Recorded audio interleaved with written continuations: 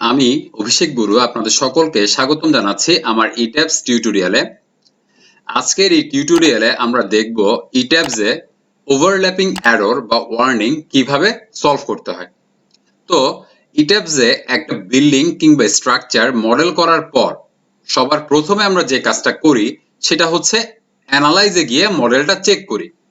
তো চেক করতে গিয়ে দেখা যায় যদি আমরা মডেলিং করার সময় কোনো ফ্রেম কিংবা শেলের ওভারল্যাপ ঘটিয়ে থাকি ইট্যাবস সেক্ষেত্রে আমাদেরকে ওভারল্যাপিং এরর বা ওয়ার্নিং মেসেজ শো করে। তো এখন আমরা দেখব কিভাবে এই সমস্যা আমরা সলভ করতে পারি।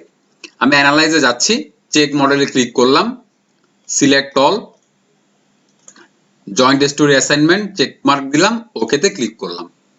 ক্লিক করার পর বলছে model has been checked 11 warning messages.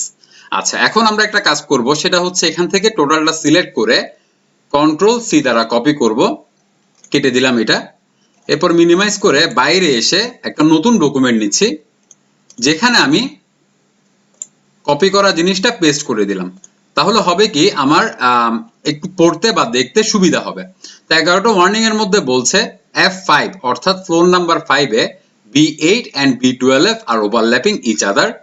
এরপরে বলছে F5 অর্থাৎ ফ্লোর নাম্বার 5 এ F5 and F12 R too close. এখন প্রথম F যে 5 সেটা কিন্তু ফ্লোরের নাম্বার, আর পরবর্তী যে F5 টা দেখতে পাচ্ছেন এটা কিন্তু শেলের নাম্বার। এটা আমি আপনাকে একটু পরে প্রমাণ সহ দেখিয়ে দিচ্ছি। তো যাই হোক, বলছে ফ্লোর নাম্বার 5 এ F5 and F12 R too close. আচ্ছা, F4 এ একই ওয়ার্নিং যে B8 B12 ওভারল্যাপ করছে, এবং F4 এ F5 and F12 R too close. Okay, আচ্ছা। তো এবং দেখেন নিচের দিকে B2 তে বলছে B8 and B12 are overlapping.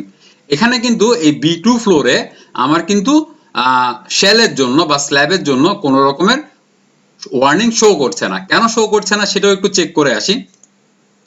এখানে যদি আমি নিচের দিকে যাই, একদম নিচে হচ্ছে কি আমার বেস, তাই তো? একদম নিচে বেস, তার উপরে হচ্ছে আমার কি যে ফ্লোরটা, সেটা হচ্ছে বেসিক্যালি আমাদের গ্রেড বিমের ফ্লোর বা গ্রেড বিমের লেভেল। এখানে আমরা কোনো স্ল্যাব ড্র করি না বিধায় ইট্যাবস আমাদেরকে এখানে কোনো স্ল্যাবের জন্য ওয়ার্নিং শো করছে না। আচ্ছা, যাই হোক, আমি F5 এ চলে আসলাম। এখন এই যে ওয়ার্নিংটা শো করছে সে যে F5 and F12, কোনটা F5 নাম্বার শেল এবং কোনটা F12 নাম্বার শেল সেটা আমাদেরকে তো খুঁজে বের করতে হবে। এটা বের করার জন্য আমরা যাব সেট ডিসপ্লে অপশনে। এখানে অবজেক্ট অ্যাসাইনমেন্টে এসে শেল অ্যাসাইনমেন্টের এই জায়গাতে আমরা লেভেলসে ক্লিক করে দেব, অ্যাপ্লাইতে ক্লিক করব। তাহলে দেখেন এখানে সে দেখাচ্ছে আমাদেরকে এটা F1, এটা F2, F9, F10, F3, F4, এই যে আমার F12 এবং কি F5। ওকে, আমি একটু জুম করছি। তাহলে দেখেন এখানে দেখাই যাচ্ছে F12 এবং F5 একে অপরকে কি করে ফেলছে, ওভারল্যাপ করে ফেলছে, বা সে বলছে টু ক্লোজ। আচ্ছা, যাই হোক, কিভাবে সলভ করব, আমি ওয়ান স্টোরিতেই আছি। এরপর আমি এটা সিলেক্ট করলাম, F12 এই শেলটাকে সিলেক্ট করলাম। সিলেক্ট করে আমি চলে যাচ্ছি ড্র রিশেপ অবজেক্ট। এখানে কিন্তু নানই থাকবে, ঠিক আছে? নান স্পেস বার এটা থাকবে। এরপর এই যে জয়েন্টটা, এটা সিলেক্ট করে এটা ক্লিক করে ধরে টেনে নিয়ে আসবো কোথায়, গ্রিডে, এই গ্রিড বরাবর ছেড়ে দিলাম। এরপর এখানে এসে এই জয়েন্টটা চেপে ধরে ক্লিক করে এই গ্রিড বরাবর এনে ছেড়ে দিলাম। ওকে, তাহলে এটা সলভ হয়ে গেল। একইভাবে নিচের গুলোর জন্য সলভ করব। তো আমি এটা সিলেক্ট করে ড্রতে যাচ্ছি, রিশেপ অবজেক্ট, এই জয়েন্টটা ধরে এখানে ছেড়ে দিলাম, এটাকে ধরে এখানে ছেড়ে দিলাম। তো বারবার একই কাজ করব, যেহেতু আমি নিচের দিকেই চলে যাচ্ছি। এটাকে সিলেক্ট করে এখানে নিয়ে আসলাম, এটাকে সিলেক্ট করে এখানে নিয়ে আসলাম। আবার নিচের দিকে যাচ্ছি, সিলেক্ট করে চেপে ধরে এই গ্রিড পয়েন্টে ছেড়ে দিলাম, চেপে ধরে গ্রিড পয়েন্টে ছেড়ে দিলাম, নিচে গেলাম, সেম কাজ। ওকে, এরপরে আর নাই, ঠিক তো? আচ্ছা, তো এখন আমরা যদি মডেলটা অ্যানালাইজ করি, মডেলটা যদি আমরা এখন অ্যানালাইজ করি কি বলছে বা কয়টা এরর সে শো করছে সেটা একটু আমরা দেখে আসি। আশা করছি স্ল্যাবের যে এরর সেটা সলভ হয়ে গিয়েছে এর মধ্যে। ওকেতে ক্লিক করলাম। দেখেন এখন সে আমাদেরকে বলছে টোটাল 6টা ওয়ার্নিং। এবং সবগুলা কি B8 এবং B12 এর জন্য। যদি আপনি দেখতে চান আরো ক্লিয়ার ভাবে, আমি এখান থেকে এটা কপি করছি, কন্ট্রোল সি, আর একটা নিউ ডকুমেন্ট নিচ্ছি, এটা পেস্ট করলাম। তো দেখেন এখানে সমস্ত প্রবলেম হচ্ছে কিসের জন্য, F5 4 3 2 1 B2 সবগুলোই কি B8 এবং B12 এর জন্য, তাই তো, অর্থাৎ বিমের জন্য।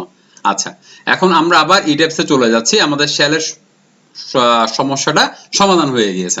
সেট ডিসপ্লে অপশনে গিয়ে আমি অবজেক্ট অ্যাসাইনমেন্ট, যেহেতু আমার শেলের লেভেল আর দেখার দরকার নাই, আমি এখানে এটা আনচেক করে দিলাম এবং ফ্রেম অ্যাসাইনমেন্টে গিয়ে লেভেলে ক্লিক করে দিলাম, অ্যাপ্লাই দিয়ে ওকে করে দিলাম। তাহলে সে এখন আমাকে সবগুলো ফ্রেম অর্থাৎ বিম এবং কলামকে সে শো করছে বা লেভেলটা শো করছে।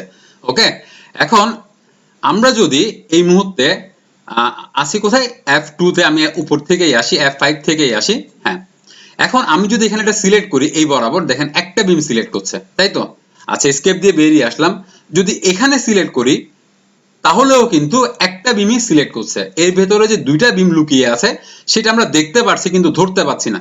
মানে কি, দেখেন এটা B8 এটা B12, তাহলে এখানে দুইটা আলাদা আলাদা বিম কি আমরা কি সিলেক্ট করতে পারার কথা, বাট আমরা সিলেক্ট করতে পারছি না, এবং এটাই স্বাভাবিক। সেক্ষেত্রে আমরা কি করব, কন্ট্রোল চেপে ধরে B12 এ ক্লিক করব, কেননা আমরা এটা পুরোটাই হবে কি, পুরো স্পেন জুড়ে কি থাকবে, B8 থাকবে। আমরা ভুল করেছি বিধায় মডেলিং এ এই বরাবর এখান থেকে এখানে আরেকটা বিম চলে আসছে, তো B12 টা আমাদেরকে ডিলিট করতে হবে, এই জন্য আমরা কন্ট্রোল চেপে ধরে B12 বরাবর ক্লিক করলাম।